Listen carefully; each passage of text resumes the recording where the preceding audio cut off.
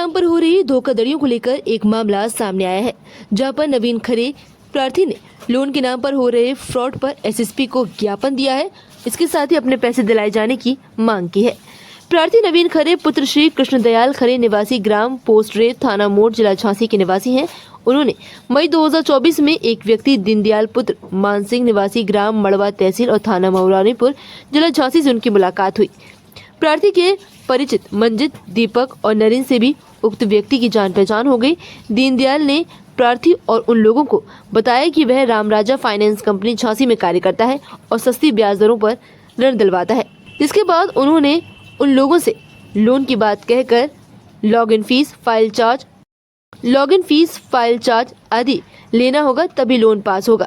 ये बात कहकर 18 जून से 6 अगस्त तक दीनदयाल के मोबाइल नंबर और उनके द्वारा दिए गए QR कोड और दीनदयाल द्वारा दिए गए रिंकू पटेल के मोबाइल नंबर पर विभिन्न दिनांकों में 59,000 रुपए UPI के जरिए भेज दिए गए। इस धनराशि के अलावा व्यक्तियों की लॉगिन फीस इसमें शामिल थी। इसके बाद उक्त दीनदयाल अपने 2-3 साथियों के साथ प्रार्थी व उक्त लोगों के घर आने लगा और कहता है कि फील्ड इंस्पेक्शन और सर्वे करने आए हैं। ऐसे में धोखाधड़ी करके 23,000 रुपए UPI द्वारा करीब और 10,000 रुपए नगद मंजीत राजपूत से लिए, 18,000 रुपए UPI द्वारा और करीब 15,000 रुपए नगद दीपक से लिए गए और नरेंद्र से 15,000 रुपए नगद ले लिए गए। लेकिन जब उनसे लोन दिलाने की बात कही गई तो उन्होंने गाली गलौज करना शुरू कर दिया, मारपीट पर आमदा हो गए। इसके साथ ही अब फोन उठाना बंद कर दिया है। प्रार्थी ने SSP से न्याय की गुहार लगाई है। क्या नाम है आपका? हमारा नाम नवीन खरे। क्या प्रकरण है? आज SSP को ज्ञापन दिया, क्या है? हमने आज जो है SSP महोदय को, जो झांसी में सबसे ज्यादा लोन के नाम पर जो फ्रॉड हो रहा है उसके संबंध में ज्ञापन दिया है। एक हमारे मिलने वाले हैं दीनदयाल पटेल, निवासी हैं मड़वा मऊरानीपुर थाने के। ये हमारे बस्ते पे आए और इन्होंने हमें लोन के संबंध में 2-3 बात बताई कि हम प्रॉपर्टी लोन, बिजनेस लोन, आधार लोन वगैरह कराते हैं और हमारा ऑफिस किसान बाजार में है। हमारा जो कंपनी है वो है रामराजा फाइनेंस के नाम से। तो हमारे परिचित वाले 2-3 लोग थोड़ा परेशान थे, तो हमने उनको प्रॉपर्टी लोन के लिए 3 फाइलें दे दी। फाइलें देने पर इन्होंने हमसे फाइल चार्ज और लॉगिन फीस और प्रोसेसिंग फीस वगैरह की संबंध में बात रखी। क्लाइंटों से बात करी तो क्लाइंटों ने इन्होंने डायरेक्ट इन्हें पैसे नहीं दिए। वो बोले कि हम अपने वकील साहब के माध्यम से पैसे देंगे। उन्होंने हमें ट्रांजैक्शन करके हमारे फोन पे पैसा भेजा। हमने पूरा पैसा दीनदयाल के अकाउंट में ट्रांसफर, ऑनलाइन ट्रांजैक्शन किया है पूरा। हाँ, इसकी रसीद हमारे पास है, पूरा ट्रांजैक्शन है।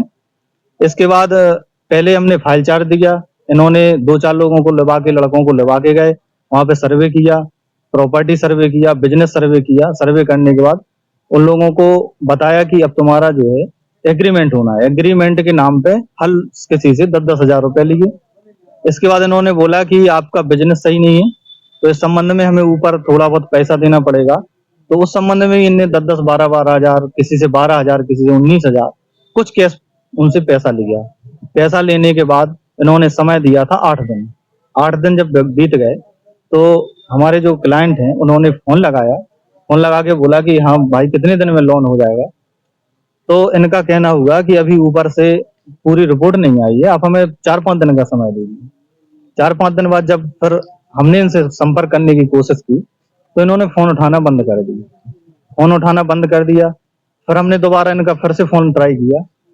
तो जब हमने इन्हें फोन लगाया, ज्यादा फोन लगाया, तो इन्होंने हमारे साथ बदतमीजी से बात करी। बोले हम वहीं पे आके अभी मारेंगे, मार के फेंक देंगे, मुंह तोड़ देंगे। हमारे जितने हमारे साथ में 5-6 लोग हैं, हम सभी लोग आकर अभी तुम्हें बस्ते पे वहीं पे मारेंगे। इस प्रकार की उन्होंने कई प्रकार की धमकी दी। और बाद में रिकॉर्डिंग है, कुछ हमारे पास रिकॉर्डिंग है। तो वो रिकॉर्डिंग मेरे मोबाइल में सेव है, जो कि मैंने SSP महोदय को भी सुनाई थी। तो इस संबंध में उन्होंने फिर उसके बाद उन्होंने बहाना बना दिया कि हमारी FIR हो गई। इसके बाद फिर बोले मैं बीमार हूँ। अभी इस समय उनसे बात नहीं हो पा रही क्योंकि उनका मोबाइल भी स्विच ऑफ जा रहा। थाने से भी प्रभारी महोदय भी फोन ट्राई कर रहे हैं तो उनका मोबाइल स्विच ऑफ जा रहा है। और अभी कल हमारी उनसे बात हुई तो बोल रहे हैं हमारा पथरी का ऑपरेशन हुआ है तो मैं ग्वालियर में भर्ती हूँ। इस प्रकार के बहाने बना रहे, ना तो कोई काम करा रहे, ना उनका कोई पैसा वापस कर रहे। अब आप क्या चाह रहे हैं? हमारा श्रीमान एसएसपी महोदय से यह निवेदन है कि इस प्रकार के लोगों को के खिलाफ सख्त से सख्त कार्रवाई हो, उनके खिलाफ एफआईआर दर्ज हो, और जो लोग इसमें फंसे हैं, किसी ने कर्ज से उठा के पैसे दिए, किसी ने अपनी जमीन रख के पैसे दिए, जेवर रख के पैसे दिए, तो उनका पैसा उनके पास ब्याज सहित पहुंच जाए और ऐसे लोगों के पास सख्त से सख्त कार्रवाई।